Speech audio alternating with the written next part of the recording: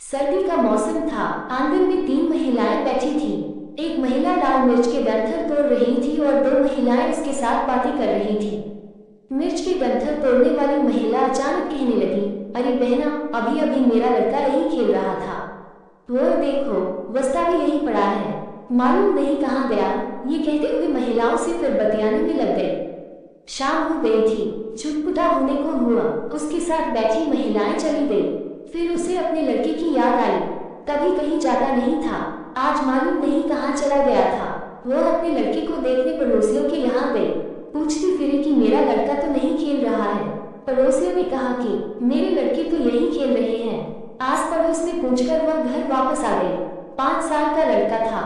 वो घर और पड़ोस के अलावा कहीं जाता नहीं था। अब तो उसने रोना शुरू कर दिया। आस पड़ोस से औरत और लोग भाग आ गए।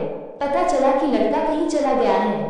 परिवार तथा पड़ोस के कई लोग शहर में इधर उधर ढूंढने निकल पड़े। शहर की कोतवाली ने भी इत्तला कर दी और शहर में मुनादी पिटने लगी। घर में सभी परेशान थे। सब एक जगह बैठकर शोक सा मनाने लगे। खाना बनाने का समय हो चुका था, लेकिन चूल्हा ऐसा ही पड़ा था। घर के सभी सदस्य मुंह लटकाए बैठे थे। कुछ पड़ोसने भी उनके पास बैठी थी। सभी कुछ न कुछ बोल रही थी। कोई कहता कि कोई पकड़कर तो नहीं ले गया या किसी ने कुछ कर तो नहीं दिया। लड़के की मां के मन में रह रहकर तरह तरह के स्थान आ रहे थे।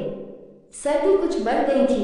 एकाएक चादर लेने के लिए लड़के की मां कमरे में गई। जैसे ही उसने वहां से चादर उठाई, उसकी नजर लड़के के चेहरे पर पड़ी। उसका लड़का सो रहा था। लड़के को लेकर उसकी मां आंगन में आई। लड़का पसीना पसीना हो रहा था। कभी वह उसे पुचकारती थी, कभी गोदी में लिए सीने से लगा लेती थी। अब जो भी सुनता था कि लड़का मिल गया, भागता चला आ रहा था। आंगन में औरतें, बच्चे, मोहल्ले के व्यक्तियों की अच्छी खासी भीड़ लग गई थी।